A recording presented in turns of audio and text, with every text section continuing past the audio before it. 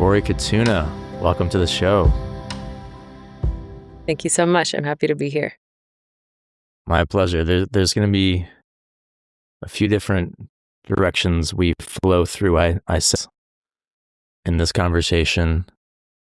And often I have here's my structure for how I'm going to make this conversation happen. I have some notes and some ideas to carry us. And yet I'm trusting, I have a sense that allowing things to unfold organically is going to be the most fruitful. I'm curious about who you are and what motivates you, what inspires you, what's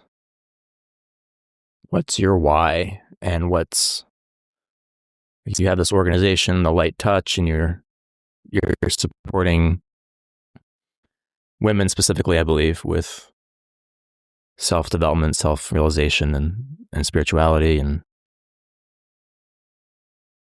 I'm just curious, what kind of lights a fire in your belly, and what gets you up in the morning, and what's your 50,000 foot why and your vision for your purpose in life and those types of things.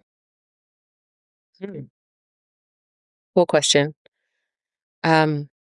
If I zoom out, from when I was as young as I can remember, and by the way, I think this is true for everybody. It's the thing that was once your why as a kid is still your why. It just became maybe more sophisticated, or you've gotten more context, but it's the same thing, because that intention, I'm going to jump off the deep end, that intention created your life. So not that your life created an intention, not that you were born and then you learned things and got to know things and, okay, here's my new mission, here's my why, but actually that there was an intention for your life. Nice and esoteric for the kickoff, huh? But there was an intention that decided your expression was the ideal way to fulfill that intention or that mission. And I think that's why no matter where we are, you can't control those things. You can't control what part of a movie makes you cry. You can't, it touches you. It meets something in you that you didn't design. You didn't come up with that on your own. There's just something already there. So if I ask myself what was always there, it has to do with some version of reaching potential.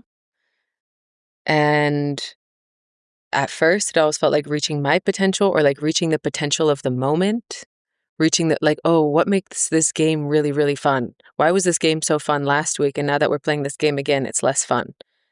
Okay, what changed? Or in school, even just what brings the best out of me in class? Why can sometimes I just love to do my homework, and sometimes I can't wait to get to class, and then sometimes I'm just half-assing it, coasting, getting the grade. On and on and on. It's sort of what is how do I realize the potential? How do I get the most out of myself? And then later on, it has become, how do I get the most out of everyone that I'm working with? How do I bring the best out of everyone? How do I bring the best out of everything? What is the overall best case scenario? And as I got a little older, I sort of went into environmentalism. How do I, cause the best case scenario for humanity? That might be, some sort of activism. Environmentalism, feminism. I got into vegan. I had my vegan phase. I had my whole sort of this is the way to realize the best case scenario for all of humanity. But then I think if you take that all the way, if anybody takes that all the way, if anybody's serious about that mission, that intrinsic mission, and doesn't stop halfway at something that we land on, this is how, final answer. If we don't stop there and you stay connected to that intrinsic motivation, what is this? What is this? What is this itch? It's still with me. It's still with me. It's still with me. I'm still looking. I'm still, and I had this with activism. I had it okay, I'm doing everything I said I would. We've raised the money. We did the initiative. We marched in the streets. Is this working? Is this going to get where I think it's going to get? So if you stay sincere, if you stay really connected to that intrinsic motivation and don't land on what you think is going to quench it, I think eventually anybody will get to consciousness. You get to that it's more fundamental than any stuff. It's more fundamental than anything out there. It's a shift in human consciousness. It's awakening. That's what we're pursuing. I think everybody's calling, everybody's purpose, everybody's mission has something to do with that. And if you stay really true to yourself, you'll eventually find that. So now that's the way it looks. But if I sort of trace it back all the way to my youth, it started just like, what's the best case scenario? How can I reach my potential? How can I bring the best out of this situation? I love that. One of my favorite terms is intrinsic motivation. It just lights me up. And that's the world that I want to see come about, is people following that. And I think you're spot on with, if you just never let up and you keep asking, what is it that I'm motivated about? What is that itch? And keep expanding. And then, you just logically just continue to expand your consciousness and grow. And I think connect with that original intention of your soul's purpose or whatnot. And it's funny because I actually started on the environmentalism sphere. Believe it or not, none of my listeners even know this. I never even talk about it. But that's what I was like initially attracted to when I was about 17, 18, 19. I was thinking globally. I just started thinking about global issues. And then that one kind of drew me in. And then after a few years, I realized that if we want to create harmony with the planet, we need to create harmony with ourselves. So actually I have one tattoo, and it's a Chinese calligraphy, and it's the symbol for harmony.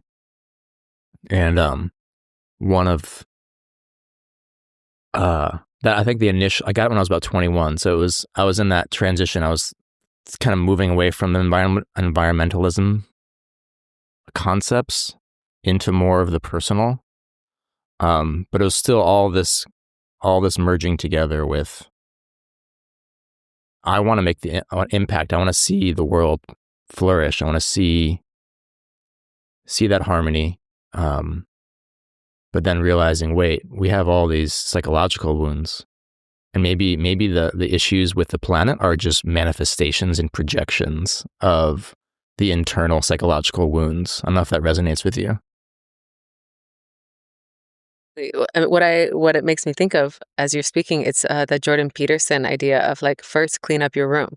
Like, stop, like, oh, you think you're going to change the world? You think you're going to tell your local politicians and the diplomats around you how they ought to behave and what types of regulations need to be passed, but your room's messy and your body's out of shape and your mind is cluttered and you're anxious, and like, start home. Like, start at home. Start with what you can control. And as you learn to organize something, as you learn to bring something into order and alignment, now you have the skills of bringing things into alignment and order. So now you can begin to sort of spread outward. And I totally agree that what we see outwardly is an expression, is a byproduct, like a direct byproduct of the inner environment. Like, everything is an inside game. There's no such thing as an outside game. Yeah, totally. The Jordan Peterson, well before he was a thing, I was thinking about that idea. My friend Brett, he created this podcast way back in 2009 called School Sucks Podcast. And that was one of my big podcasts in my 20s, listening to that, and kind of getting into the philosophy and psychology and like the system of school and how that's suppressing the true self, suppressing curiosity. The show was way more than that, but it was a powerful show. But that idea of changing the world by starting with self-development and your own bedroom and your own sphere of control, that's always been big for me. And it can be, it's interesting because I think there's this integration with the self and the global, right? And I think you might have heard some of my podcast on the integral theory stuff and the teal consciousness, orange consciousness, green consciousness, and like there's this green consciousness is more global, thinking about community, and orange consciousness is more thinking about self and individuality. And then the teal is kind of merging that all together. And I think that's what humans are figuring out right now. There's like a lot of growing pains happening. There's a lot of cultural sort of battles of like, we need to focus more on self. No, we need to focus more on the community. And that ends up playing out in the political realm with all sorts of us versus them mentality. But I really think the answer is like, hey, can we just all powers combined here, and let's honor the self, and let's think globally and think about how we can create community and care for others. Well, I think what's cool is if you do either all the way, that's the problem, is people stop short. So if you do either all the way, it ends up including the other. So if you actually want the best for the world, you're going to realize, in order for me to cause the best thing for others, I have to be totally coherent. I have to be in alignment. I have to be a good example. People have to trust me. I have to leave positivity in my wake. Like, I have to have my shit together. And the opposite, if I want to realize my own potential and like fuck everybody else, but I want to, just be the best I can possibly be, the inevitable byproduct is that I can't help but overflow. I can't help but give that away once I've pursued this, even en route to pursuing it. So I think the problem again is people stopping halfway, and instead of taking their calling all the way. Oh, I love that. I've never heard that frame. That's so good. And it's like the people who are advocating selflessness, right? And just give to others. And it's like, hey, is your bucket filled so that you actually have something to give? So if you really care, if you're really that altruistic, then you need to be more selfish, Exactly. Yeah, I love how all those concepts can just really just cycle back 360 and it just integrates. So you mentioned the soul's, or your original intention. That's like, you didn't say the phrase predetermined, but there's this idea of that you enter this life and it's there. I think that could be a nice entry point into this, maybe a broader metaphysical conversation here.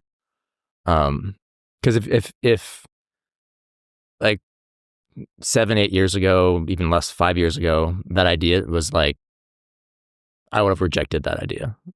I would have been Me too. much more materialist, much more base reality, and much more, it's just 100% free will.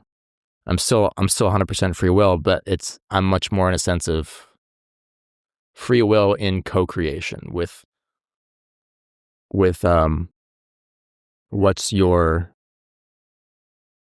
soul's, your true self's authentic purpose and so forth, authentic expression. And so that's a quest to find that and actualize that. But then it does seem very intuitively true to me at this point in my development that there is that intentionality going into the life. So tell me more about your maybe metaphysical journey with those types of concepts, with because I understand that you grew up with more of scientific thinking parents, and you mentioned on a podcast about I believe that your dad is much more logical, and you've had these deeper conversations with him, and he's always bringing up like, what about this, what about that, and that sort of left brain side. So I'd be curious to hear more of how you've grown in these ways. Yeah. I am still in sort of an ongoing conversation with my dad. But my whole family is much more scientifically minded than me. They're all doctors. So I guess what I use to navigate it is utility. So like what actually works for me. And I'm doing this in like a Petri, my own private, like, a sample size of one. But what works for me, what actually works. And after growing up with the skeptical materialist atheist worldview and really trying that, really believing that and trying it and giving it my best, like giving it my best effort. It didn't work. Like it didn't satisfy. It didn't ring true. I felt like I was pretending. So that's all I have to go on. I'm not saying that the way I see things is objectively true. I'm just saying it works for me. And I think that everybody should look for that. And the second it changed, the second that my perspective changes, I'm going to have a new perspective. So I'm not attached to it. I change my mind all the time. What I said about this intention that creates my life, this is like a working theory that resonates with me right now. And if it resonates with anybody else, try it, try it until there's something better. That's my sort of overall philosophy of like how to map your cosmology. We're all just fucking guessing.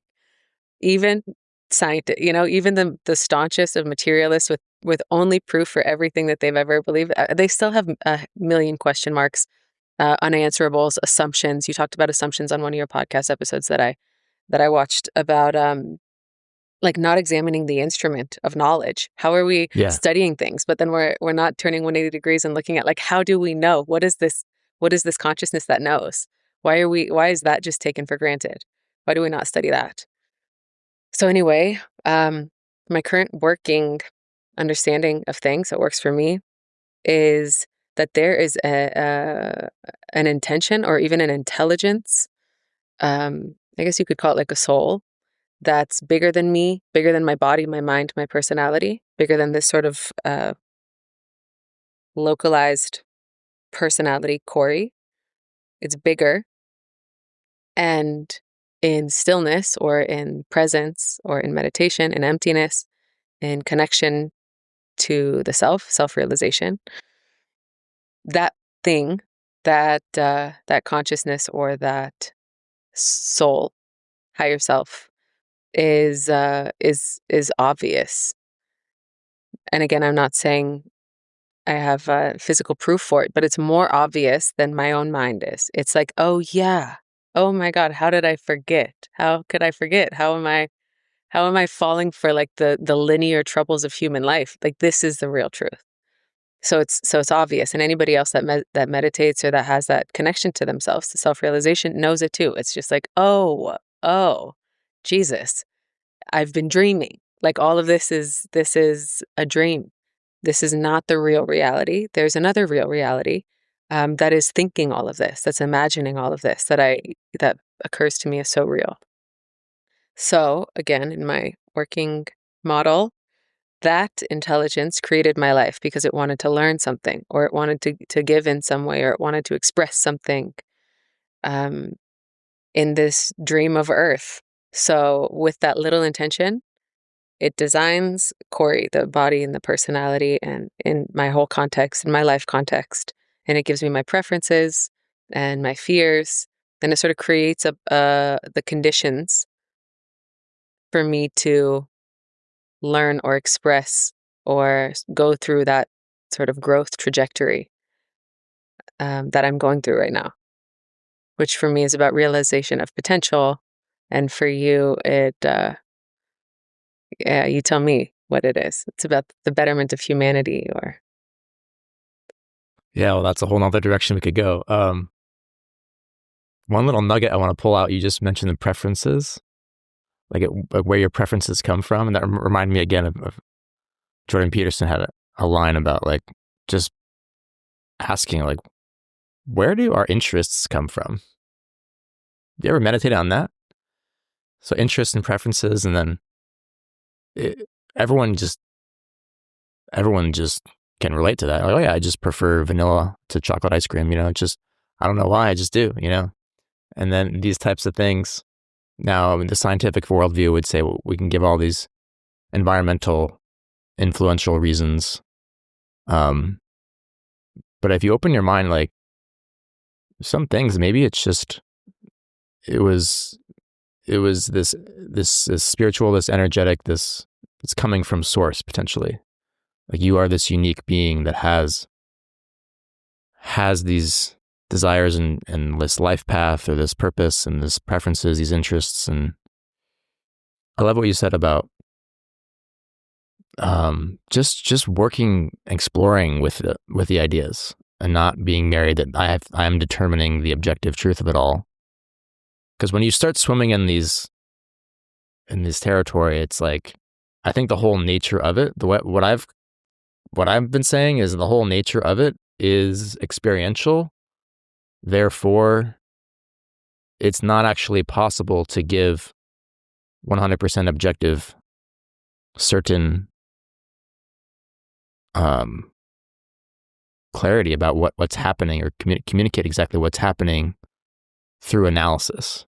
It's like the metaphor I choose is like, if you want to know what it's like for a fish to swim, you need to jump in the fishbowl.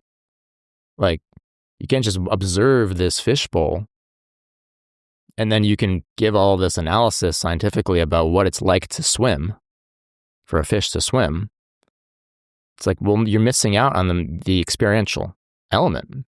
How can you describe that? And so it's almost this mind versus matter, materialist versus non-materialist type of fundamental here.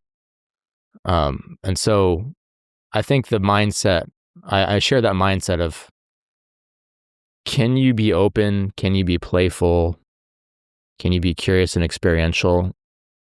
And it doesn't necessarily mean that you have made the definite conclusion about how it all works. But I feel like if you never jump in the fishbowl, then you're not gonna get that clarity at all. Or you're not gonna get that clarity. But if you're not gonna go far enough, like you said earlier, you gotta experience it. You gotta give it a shot. Yeah, so true. This is one of the sort of debates I have with my dad, which is, so he doesn't, like, the extent of his meditations are like, closing his eyes and counting his breaths until he like gets to 9 without having any other thoughts. Yeah. And then maybe he'll count backwards from 9. And which is good. It's good practice for concentration, but it's not it's not a 180 degree. It's not like looking at what is looking. It's not going to cause some sort of epiphany or some sort of like self-realization, like dawning of this realization. And that's like the only thing that it would take. I think that's the otherwise it's all theory. For my dad, it's all theory. He's like a total philosophy nerd. He's a neurologist. He just like loves it. He loves all the angles. He loves to study it. He is into all the conversations. But until there's that direct experience, until there's that willingness and that hunger to see for himself, to jump in the fishbowl of self-realization, it's tough. It's like, because I'm gonna lose the argument. I'm gonna lose the conversation if we're in his world, like, because it's not, and there's nothing I can say that I believe strongly enough, or that I've proven myself, or that I've like collected data or done any research. No, I don't, and it wouldn't even appeal to me to do such a thing. But that's kind of like that's become our stuck point, so to speak. And one of the reasons he's given for not really wanting to is that he really likes how his mind works. So he doesn't want to like mess with that. He doesn't want to like meddle in something that's working really well, which I respect. Yeah. So that's where we're at. Yeah, it's like, if you're only in the realm of philosophy, which you could define as ideas and arguments, and it's conceptual versus experiential, right? We're exactly. Talking, using concepts and communicating. And even if we're doing that very effectively with clear definitions and so forth, it's still in the realm of concepts, which is naming reality with those concepts that we hatch in our brain to describe. And so when we're talking about the possibility of ineffable truth, I mean, we can't really use philosophy. That's the whole definition of it. Right. And so now the Right. philosopher would say, well, that's not a coherent argument or something. It's like, okay. Exactly. I mean, this is what we're Exactly. playing with. But like but what I say is like, if it is the case that like consciousness is more fundamental than matter or something, then it's like if we want to get objective, if it is the case, let's just play with the possibility that consciousness is more fundamental than matter. Well, wouldn't you need to then grant that now we can't just use like observational philosophical perspectives to grasp the nature of it all? That's cool. I think my dad would say that the burden of proof is mine.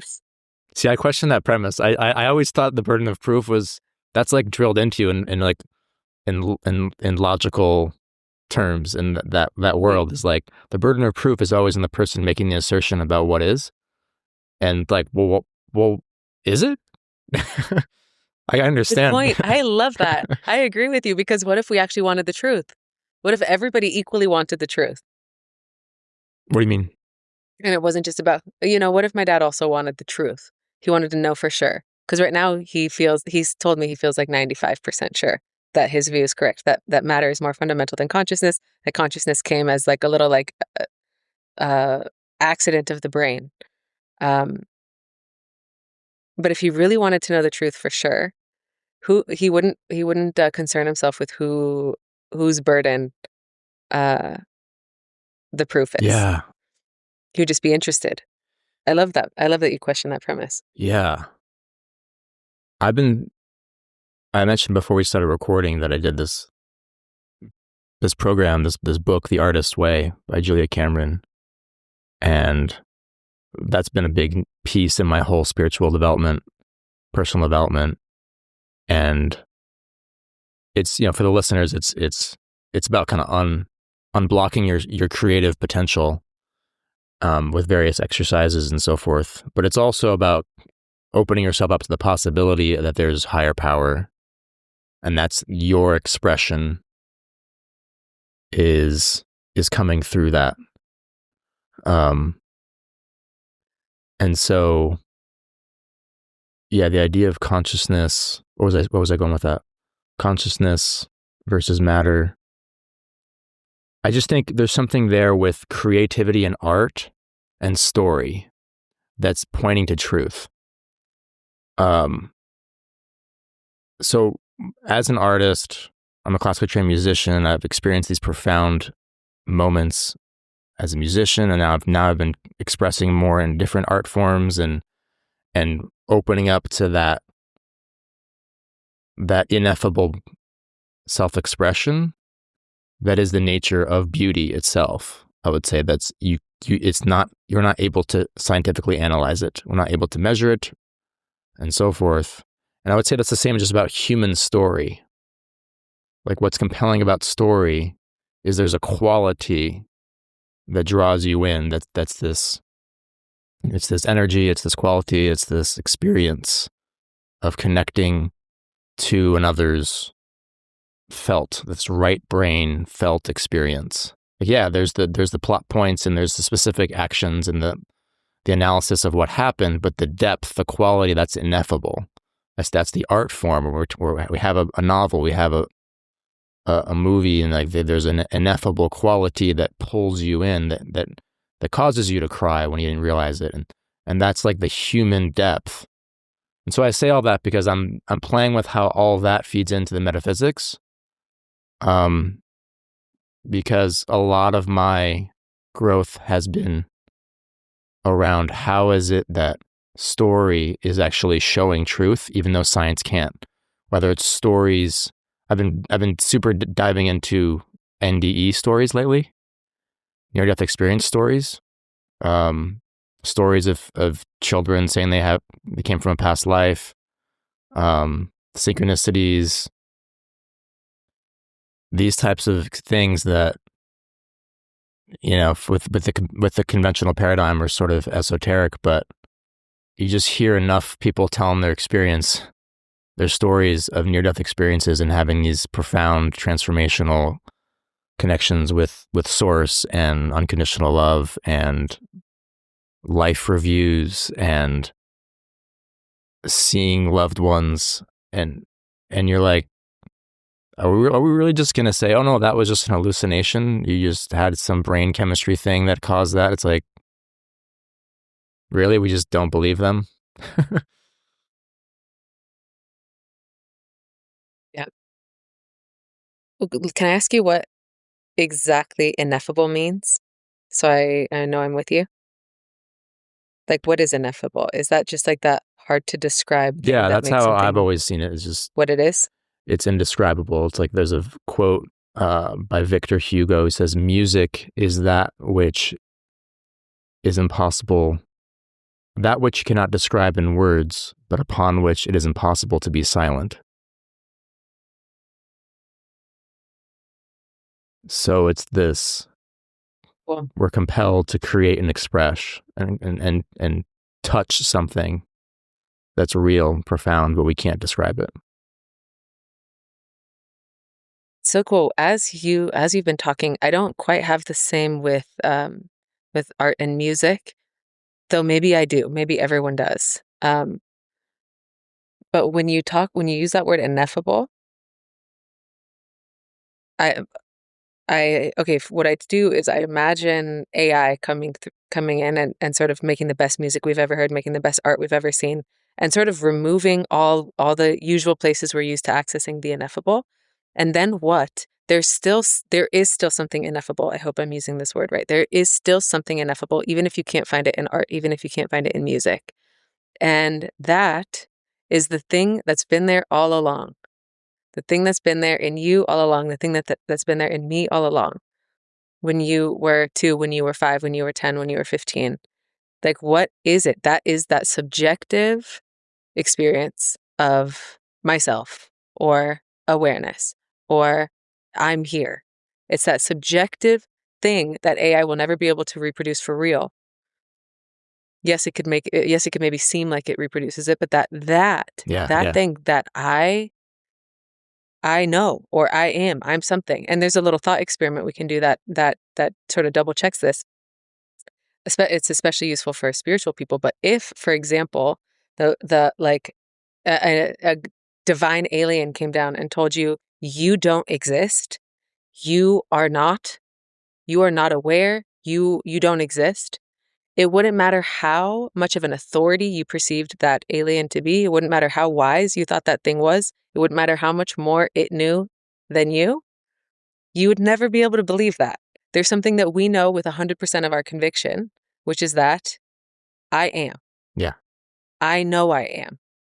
I know I am, even if the whole thing is an illusion, even if my body's an illusion, even if my mind is an illusion, there's still something I know for sure, which is that I am. And I think that's the ineffable. And that's like the instrument of science that we overlook, that we miss. That's the first measuring device, is the power to know, or the power to see, the power to be aware, that we don't question and we don't examine.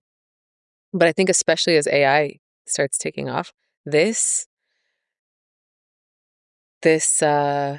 self-knowledge is going to become I don't know, like the respite that we're all desperate for. Yeah. That's the humanity of it.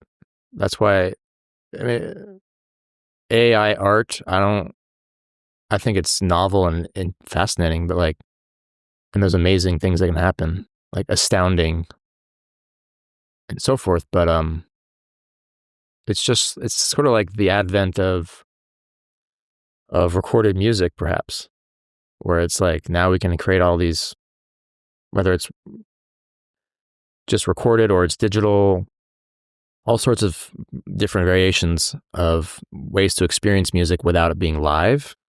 But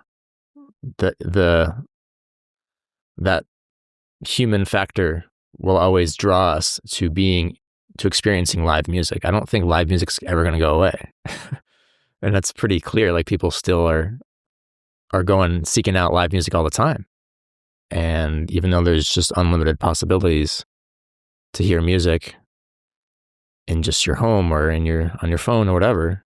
So there's something with the quality of the I am, and it's this present moment, it's the spontaneity of it, it's the sharing of the experience, it's the storytelling and so forth. So yeah, this I am, been meditating on that a lot as well. Have you read Neville Goddard? Yeah. Yeah, I'm almost done finishing his entire collection of books. And Wow. yeah, that's been what I've been reading all year, all 14 of his books. And it gets pretty, it's next level stuff. And the idea of consciousness creating reality and I am is a big emphasis there. And so I think the scientific method is,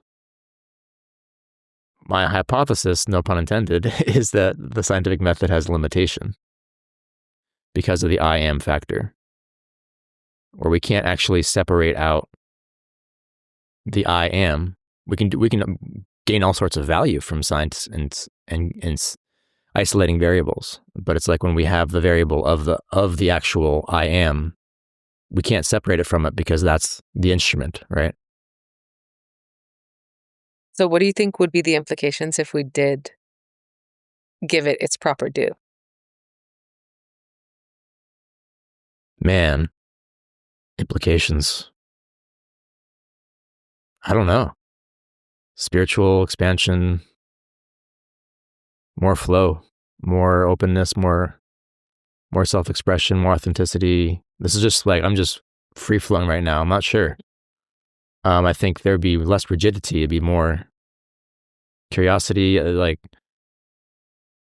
I almost have this like soft spot in my heart for like the super left brain scientist who's like, you're not experiencing the the full range, man.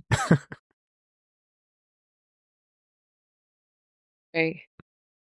Right. I think of it as like the material world is like a dream. It is like a dream. And you could never know that until you at least like a little bit wake up from it. You don't have to like have the full blown awakening where you're like, having this nirvana sort of pop out experience.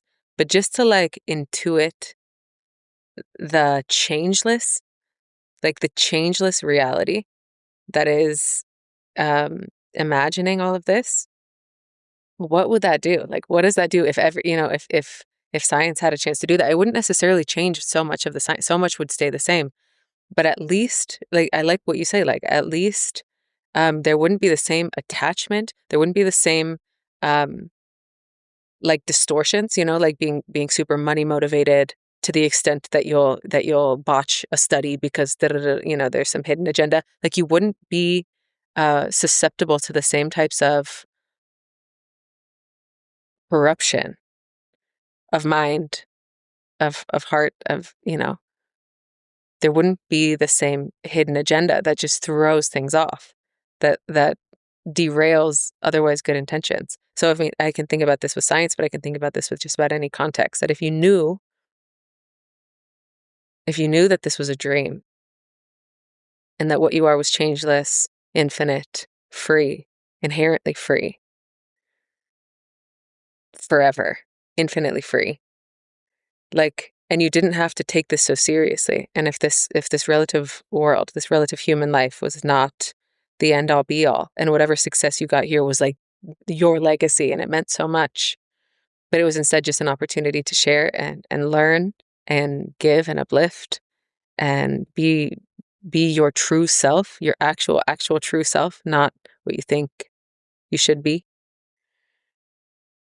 Yeah, I mean, if I go back to my original calling from when I was a kid, like this, I think is the highest leverage point, is that awakening. If the intention is the maximum good for humanity, I think it is the proliferation of this awakening, because it'll bring out the best in everyone. Yeah, and just because I can hear my listeners potentially having questions come up, and I'm like, or objections. And I like to emphasize that when the idea of opening up to this subjective whatnot element, it doesn't leave behind the objective. It doesn't leave behind the scientific rigor. And now we're all floating around in the dream state and there's nothing at all. I see it as this, again, integral theory is really valuable to me because it's saying, let's bring all of these in as a both and mindset.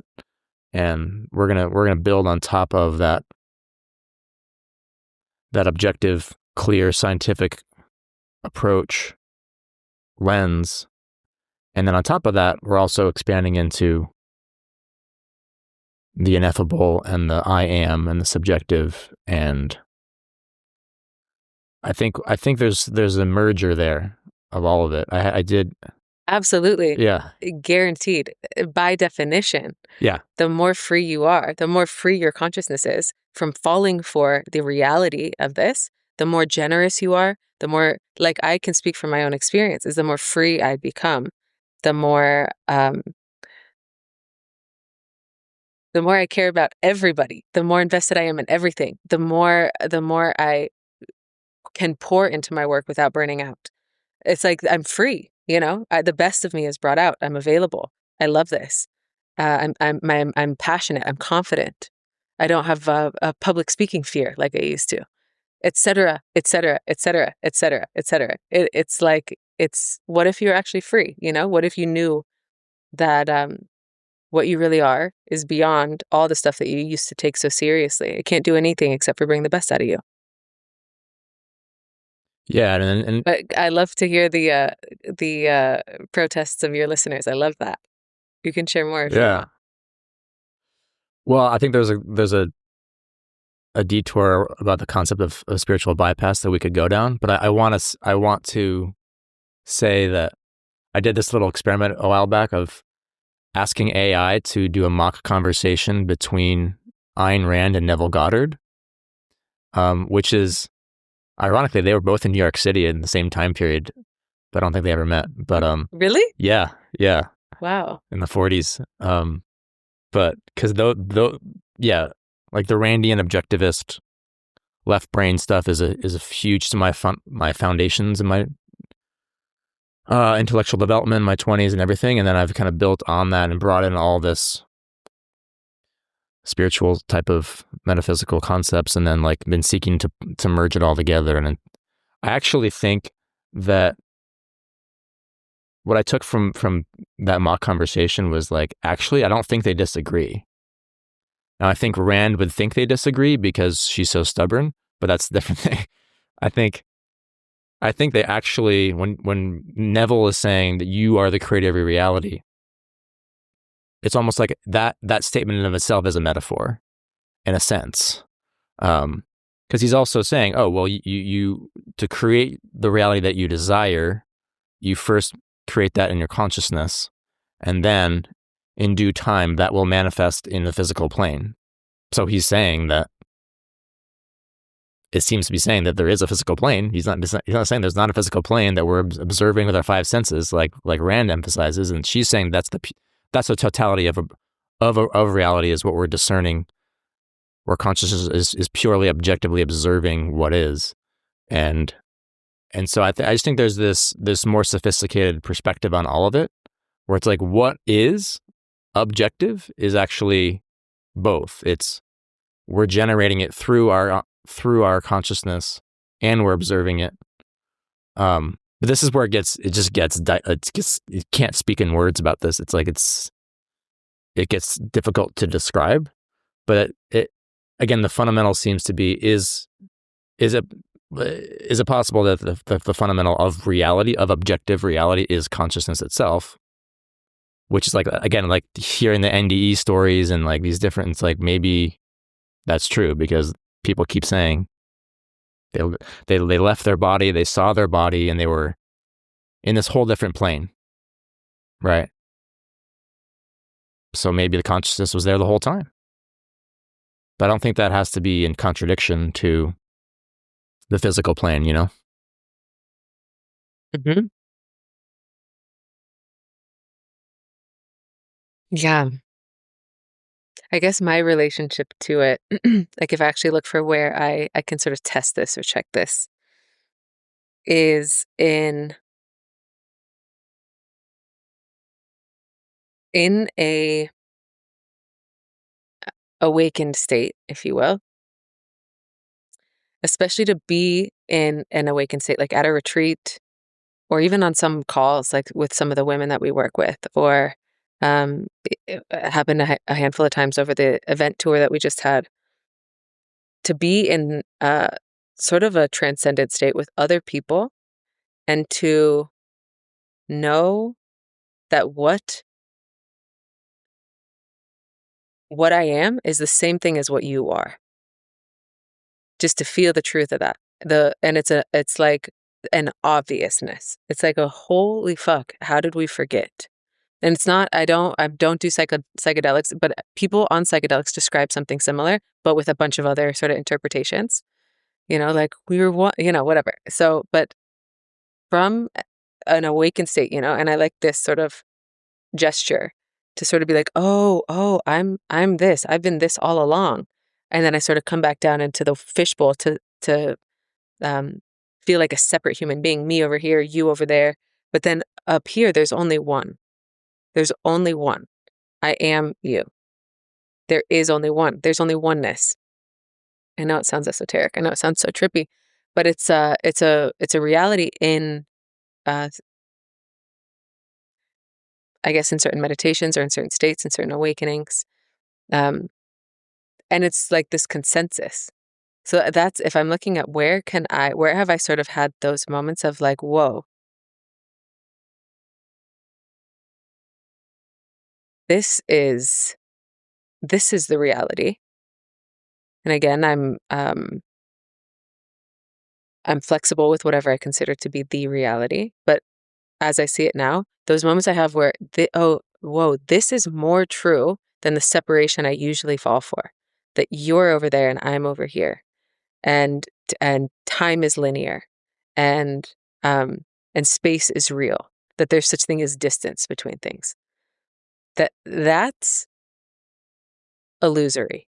And what's not illusory is the oneness or source. Curious when I say Yeah. this, if you sort of have your own relationship to what Well, I'm the saying in idea of any way. oneness, I think that the meta level, when the skeptic hears that type of concept, the meta sort of issue is the language. And so there's like this literal sort of conceptual definitional issue with, I hear oneness, therefore now I'm interpreting that, I'm making X, Y, and Z assumptions, implications when I'm just hearing that word. And so, like you could say,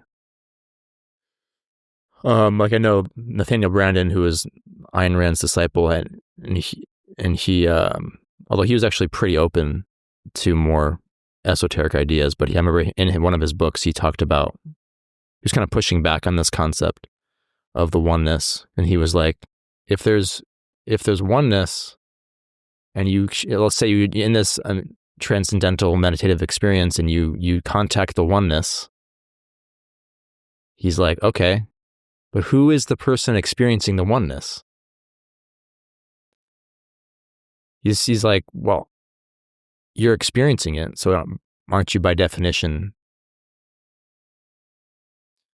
not merged with the oneness because you are individually experiencing the oneness? And so it's like, I hear that perspective, and then people will use the metaphor of like you're a drop in the ocean, so you're a drop and you're also the ocean. It's both and. So at this territory, it's like the language and can get in the way, and so it's kind of opening yourself up to feel the truth of it, or even just entertain feeling the truth of it. Like, can I be open to that possibility? Like, if it is the case that this is a dream, and it's really more real, like the spiritual plane is more real or whatever, what would that like, can you just open yourself up to that? Because I've heard Love that. multiple people, like the NDE stories, a lot of people say that, oh, it was more real. It was way more real than this real. And you're like, I've never had that type of experience. It's like hard for me to imagine that. I can intellectually imagine that, like, because we've all had experience of having a dream while we're sleeping, and it seems real, and then you wake up, and you're like, oh, that wasn't real. And so, what if it could be the case that there's another level? That's like, it's kind of trippy, but like, you're like close. I can't help but just, I feel like you're on the edge. Yeah. Yeah. But like, yeah, the NDEs and then the DMT blast off experiences. I haven't had that either, but that's the other common theme. This isn't just like one person saying this. This is so many people saying it was more real than this, and that's the only way they can describe it. And I can't really fathom that. But I can open my mind to that being how it is. I love that. I just love that so much. Like, just that curiosity, like that willingness. I love that so much. My first relationship to this, after my whole life of being a skeptic and then just being into like empowerment, basically, like, let me live an epic life. Let me reach my potential. Let me, be the best version of myself. Let me do law of attraction. Let me, whatever. That was my mode. And then I went to a self-realization retreat, an enlightenment retreat, way before I was like ready for this. But I'm a hungry learner. Like, as a personality trait, I if something piques my interest a little bit, I like vacuum. Like, I'm just like, get it all. Let me fucking learn everything about this. So I'm at this retreat, and it was not making sense. It was not making sense. It was basically what we were doing in this retreat was like, okay, imagine everything you experience, and now that gets subtle. So imagine putting everything you experience into a trash bag. Everything you experience, so including the darkness that you see when your eyes are closed, including your own sense of location. Like, I'm over here and other stuff is over there. I'm somewhere between my ears. I'm somewhere behind my eyes. Including that, everything, memory, everything that occurs to you as an experience, everything that you are aware of goes into the trash bag of experience. And this alone will take hours, because you just think everything's in there, and then you're like, wait, but okay, that too. Fuck, okay, that too. Damn, all right, Jesus, okay, that too. I thought I was all the way back. I'm not. Put everything into the trash bag of experience or of awareness. And then at some point, by the way, this like right when you're kind of there is hard, because it's like this precarious balance, and you're like, okay, it's all in there. Nobody touched me. Like, I got it. I finally got it. And then that becomes something that you have to put into the trash bag. So this already is just such a cool practice, because all of experience, everything that you can possibly be aware of goes into this trash bag. And then what we started doing was, okay, once it's in there, once everything's in there, your body's in there, your brain is in there, can you wake up out here? Like, can you just turn the lights on out here? And then you'll create some sort of image. No, image goes back into the trash bag. Just awareness before experiencing. And then it'll be an image. No, put that in. Or some sort of picture that you create, or some sort of, you'll do something with your mind. Your mind will generate some sort of idea into the trash bag. Try again. And the cool thing is, this, like, it started to click for me after like day 8. It started to click for me. And it's just like, holy fuck, it was already awake. This awareness before experience was already awake. I am already there. That's already what I am. I've been identified with this body, so super identified with this body, with 100% of my, the 100% of my life has been focused here and reconfirming this belief that I am this body. Lo and behold, my awareness isn't here. My consciousness isn't. This is not where it is originally. It's pretending to be here. It's imagining that this is where it is. So this is a really cool self-realization practice you could do. Maybe some of your listeners will be into it too. That was after 8 days, you said? Yeah, it wasn't. It was like day 8 that I was like, whoa, whoa, whoa, whoa, whoa, whoa. This And I is remember, silent okay, it was like silent except for the guidance. Yeah, 2-week self-realization retreat. And then once it clicked, and it's not that Cory, the body, wakes up to awareness or to consciousness. It's that I get out of the way, and consciousness that is already conscious of consciousness is already there. It's already been aware of itself. I've been so focused on, being Cory and Cory trying to self-realize and me trying to remember that awareness. And once everything that I experience, including myself, is in the bag, is in the trash, consciousness actually has a chance to be awake to itself. And what happened was I just started crying and laughing at the same time. It's like the most obvious thing. It's way more real. It makes this feel hilariously cute. It makes life, this relative linear time, space-based life, feel hilariously cute. And it doesn't make me, this whole thing of like spiritual bypassing, it doesn't make me less engaged. It makes me more engaged. It makes me more interested. It makes me more able to heal. It makes me, it frees everything. There's just such a myth that it somehow competes with life. It doesn't.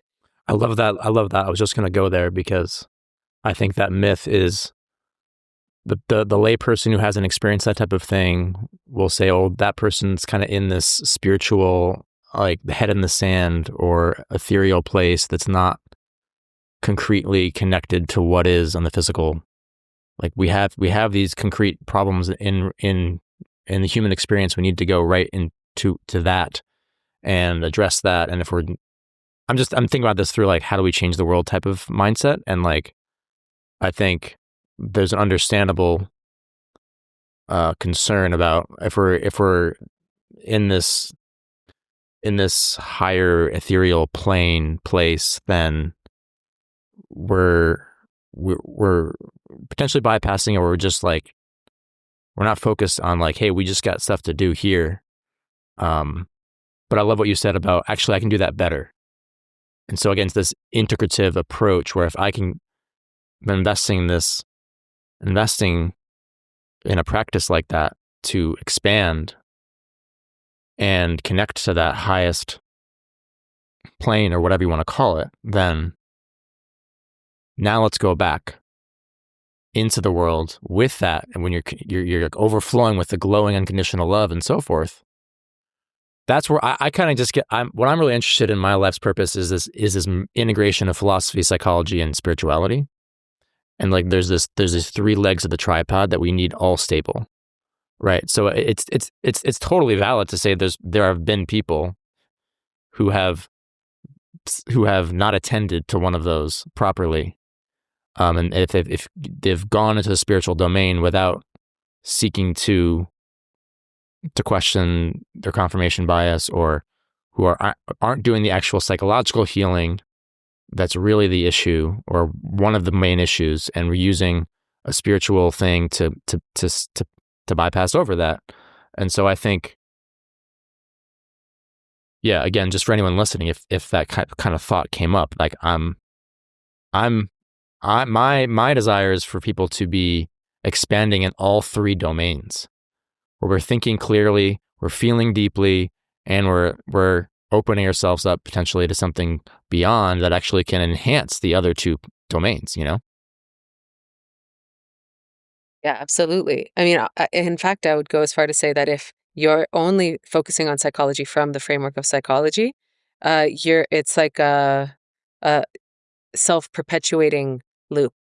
Not always, but I've seen this so much when people are in their domain, they're in their like modality, and this is what you do. And it's, you got to move through the catharsis, and you got to feel your feelings, and you got to, air your grievances, and whatever, just the modality, just the jargon of that way of healing. And they're just kind of in that. It just draws more of itself into itself. You do need other frameworks. You need to be able to pop a bubble. If you're just so in a bubble, at some point, so, to some extent, it's like, yeah, let me work with what's here. We all do that. But if you just stay there and you just milk it and you keep and you stay and you stay and you generate more, and then, like attracts like, so you're going to talk to other people that are doing the same and, go down some career path that just perpetuates the same. Once you pop your bubble, you might find that 4% of that is relevant work. And the rest was masturbatory. So, and that's I think major in all the domains is you need something that's above your frame of reference to occasionally access, so that you can be like, how much of this is even relevant? Like, let me get out of the roundabout, make sure I'm just going where I want to go still. And what is still relevant? Like, to me, it's like having leadership, like being able to lead your own life. You can't lead your own life if you're just stuck, if you're just, walking the path without looking up. Yeah. So that holistic mindset, basically, where you're like mind, body, soul, like seeing all of it.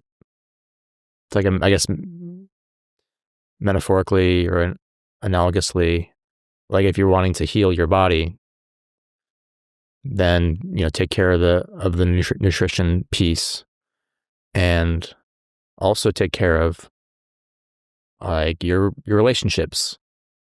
Also take care of your spirituality. Like all these elements are core ingredients to a nice tasting pie. I keep changing metaphors here, For but sure. like, I guess that's kind of like, if there's one thing there's one of the things perhaps about my soul is like, I love just bringing together domains. Can we bring in these domains together and like integrate it? It just seems fun and very valuable. Like, but like, let's not skip over any of these. We need all the bubbles, but then like it all creates one big bubble. Absolutely. No, I feel you on that. I mean, haven't you had it? I've had this before where I'm like working on training my body. I'm like big into strength training. So if I'm like working on training my body, getting the right like macros. By the way, that didn't used to be. So before spirituality, I was not into this. Okay. And now I'm like into optimizing my body and all the little cute biohacking things in the morning sunlight and all the Huberman stuff. This is a post spirituality fascination. Same with running my business. Same with being completely invested in my family, my sister, my parents. Like every aspect of my life has grossly improved since going ham on spirituality. So, but have you had it where you're working on something, sort of the minutia of something, like improving your body, or making money, or improving your relationships, and then when you sort of get above your paradigm and you just come into alignment because you're passionate about something, or you're on some sort of new initiative, or you just come into like, wait, basically I would say come into alignment with your soul. And then those things, the weirdest thing happens where you look back in retrospect and you're like, holy shit, my body has gotten better, my finances have gotten better, my relationships have gotten better, and I wasn't micromanaging them. Right. I've just been full speed ahead on what I'm interested in, and all these things that I was exerting time and effort trying to improve have somehow come into alignment as a byproduct. I don't know why I told you that, but well, just the idea of all the bubbles, and yes. the indirect path. Yeah. Again, it goes back to the sphere of control thing. Like one of the metaphors I like is when it comes to changing the world, the impulse for people is to go to that what's outside of one's control. We need to change these systems from the outside in and so forth. But the metaphor I give is like, when I was a kid, I went to basketball camp and the coach was helping us learn how to play offense. And with we're like 10-year-old kids, 11-year-old kids. And at that age, a lot of kids just want to have the ball when they're playing basketball. And so they're on a team, but then everyone wants, pass it to me, pass it to me, pass it to me. And so then ends up being this cluster where all the kids in the team are in like one spot trying to get the ball. And the coach said something that ended up being profound metaphorically. He said, if you want the ball, move away from it. It's like, move away, get yourself open so that you become more attractive as a person to pass the ball to. It's this counterintuitive thing. So with that's why I think about changing the world. If you want to change the world, go inward. Nice. Yeah. So if you want to change, yeah, like so these different elements of life. Yeah, maybe focusing on spirituality is going to help your physical health, you know, but vice versa. And then like, it's like all of the above.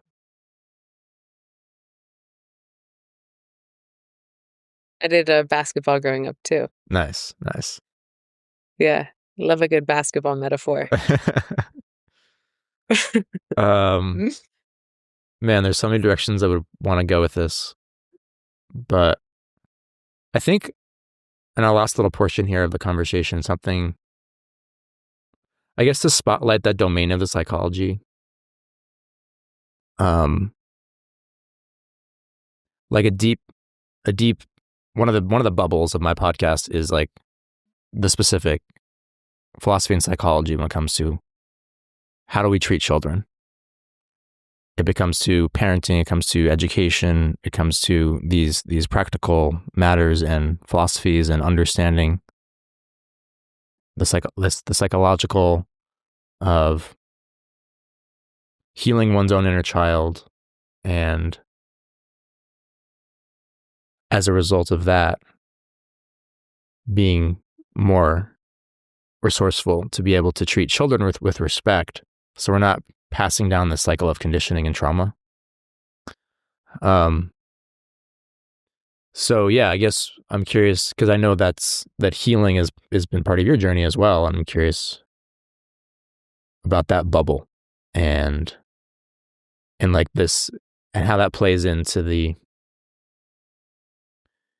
grander vision of, if we like, creating an awakened humanity, to me is all of the above, right? It's that personal empowerment. It's that creating healthy relationships with the next generation to break cycles, and it's expanding perhaps into that higher consciousness, and it's this awakened humanity is all these bubbles are creating, like I said, a bigger bubble. And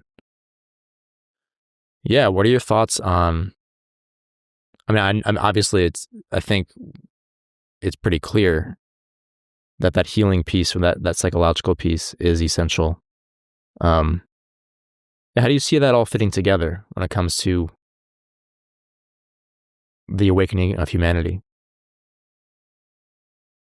Let me get your question clear. So Yeah. is it specifically that you're talking about like healing the inner child, or relating to children? breaking the cycle, you know? So it's like, I think Okay.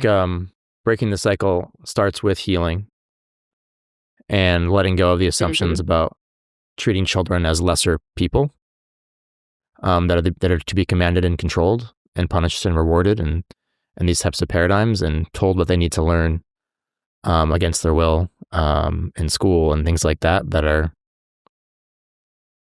I would say, from like neurologically creating all of these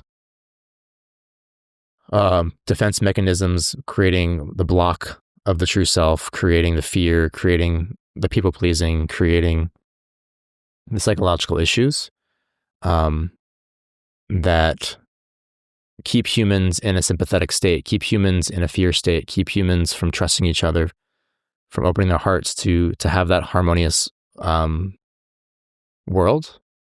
So yeah, just speaking to that domain of like the psychological neuroplasticity integration of unhealed parts of the self, and how you see that, how important that is, perhaps, compared to just the spiritual awakening. You see what I'm saying? Mm-hmm. Yeah. Well, man, I feel like I've had more of my life spent doing that type of healing than spiritual awakening. So I'm far more familiar with Right. Yeah, I guess psychological healing, or just moving through hard things, phases of depression and in high school, and anxiety, and uh, just anything, any type of relational blind spots and awkwardness, and um, I don't know. I don't really like the word trauma, but I suppose it's popular right now, so we can call it trauma. I like domestication is Dhamma Ruiz. Ah, nice. Yeah. Nice. Yeah, conditioning. Yeah, I like that. conditioning's good too. And well, we do a lot of this with the women that we work with in the Light Touch. So the company I run is called the Light Touch. We do these 6-month programs for women, and we do a lot of this type of work. Although we don't, like I was describing before, we don't sort of get into the modality of it. Like we continue to pop the bubble. We pop the bubble, and then you can pop the bubble, come back into it. But some of the stuff that we do to like keep the ball rolling, or to at least to prevent people from just kind of shutting down or pretending that they're good, or avoiding the truth, avoiding what's really coming up for them, is we have a few little principles, like bring it in is just one of the things we use. Like, bring it in. Are you aware of something? Is something in the way? Is something in the way of just feeling aligned and comfortable and natural and like yourself? Is something in the way? Even if it's somebody else, and that's going to be really awkward to bring that, or even if it's, some confused perspective that you have and it's not clean yet, and you're going to risk looking like an idiot if you share this with the group. Take the risk of bringing it in. That's just an environment we cultivate. It's like, yeah, okay, bring it in. We've seen it all. Go ahead, bring it in, and together we can work on this. So that's actually more profound than it sounds, because nobody's used to that. Like, nobody's used to actually being able to bring in whatever it is that's arising for them, and to have that be in sort of in a group conversation, to not get some sort of social consequences by default for whatever ugly thing that you share or offload. So that's one of the like dozen things we do. I kind of think I'm deviating from your question. You're good. So let me know if I am, and if you want to rope me back. Another is that whatever isn't free and loving and aligned isn't you. So yes, it can be your mind. Yes, it can be your psychology, but it's not you. It's not the real you. So even if something looks really bad, even if you're gossiping, even if you're making a scene, even if you're crying, whatever, no matter what's coming up, we all agree early and often that if it's not free, loving, aligned, it's not you. It's just something that you're going through. It's just some sort of expression. It's just some result of conditioning, meeting the friction of something uncomfortable, whatever. And this attitude, like this ongoing attitude, it's not only in our mentorships that we do this, but like Romeo and I, we're the co-founders of this company. We're best friends, and we've been best friends for years.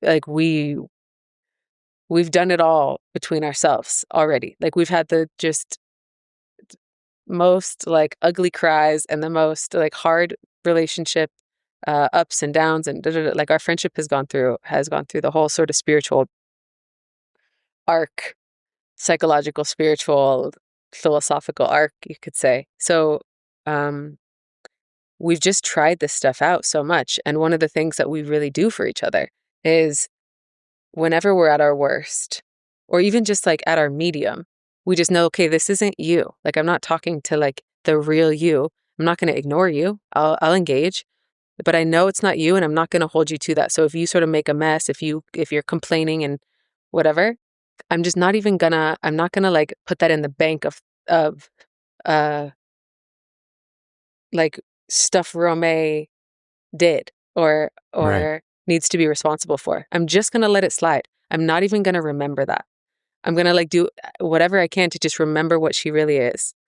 The vibrancy, the love, the light, the care, the consideration. She's an amazing mom. Like, just the beautiful qualities. That's what she is. And all of this other stuff, and what that does between the two of us and with the women that we mentor, is it just permits everybody to not suppress, to it permits people to like want to come in and share things, and like transmute them in real time in context, in conversation, as opposed to like, oh fuck, don't nobody look at me, I gotta go isolate over here, figure out my own thing. And then maybe eventually, once it's all clear and once I'm pure again and once I'm good again, then I can come back in. So it bypasses that whole bullshit loop, which does nobody any good. And yeah, I mean, this is just one of like the many, many approaches that I take to I guess, healing. And I think a lot of it has to do with just remembering what's true.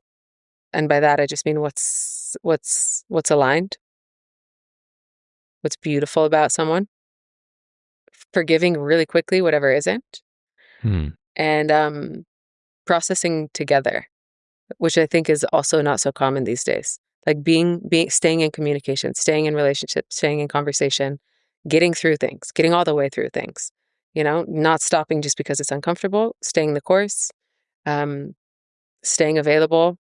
I mean, I've had this all my life. Actually, this is one of the things Romain and I recognized in each other. It was like, holy fuck, are you somebody? Wait, you're as obsessed with this guy, like with this as I am? We could actually like go all the way together. We could process everything together. So we sort of found another person that works like us. And we've turned it into a mentorship, and now, I mean, it's just going amazingly. We've just expanded it to include men for the first time. Oh. We're launching in January, the next round, and we're like nearly tripling the size and bringing in a few more people to host it with us. So it's just growing and growing and growing. Beautiful. Yeah. I just wanted to spotlight that domain for a minute to like fold that into the tapestry of this conversation and to bring in that bubble and recognize how they all play together. Because there's a really concrete, like I said, kind of neurological process that happens that if we just look at it from that scientific standpoint, there's a lot of trauma researchers that are in that bubble and doing a lot of valuable things. But I think that perspective of coming from source, right? It's like I'm reminded of Richard Schwartz in IFS therapy and how he's saying the capital S self. He's becoming more and more spiritual, seems, and saying capital S self is like that source. And I think that becomes very useful and valuable to like have that meta lens of your true self is coming from this unconditional loving source. And now we're going to come into that bubble of all in the prickliness and the messiness of the psychological wounds and so forth. And now we're gonna move that and bring it back to wholeness. So beautiful. Yeah, this has been a deep and enlivening conversation, and really grateful for your time. And I love just riffing on this stuff. And yeah, for everyone listening, Cory's got a podcast as well, the Perspective Podcast. And like you said, you have the Light Touch, which is the lighttouch.us, I believe. Yeah. And yeah, anything else you want to share about what you're up to, your organization, or any other final thoughts? I don't think so. I really appreciate this conversation. It's very cool. It's very cool, actually, also to feel where you're at, and just it's almost like I can see the gap bridging that you're already doing, and how you're bringing disparate parts of the same intention together. So it's just been cool. It's really cool to also get a feel for the way you work, and what you're doing. Also bringing someone like me on, and it's just cool to see where this is going. I appreciate it. Yeah, it's my pleasure. I'm excited to see how you keep expanding as well. And I know that's that sort of I'm in the flow when it comes to the blossoming of who I am, and I'm just going to keep on expanding. So I'm curious to see what happens in another decade. Nice. It's a fun journey to kind of got the momentum going in the flow of life. All right, well, maybe we can do this again sometime, and I appreciate you, and thanks everyone for listening. Thank you so much.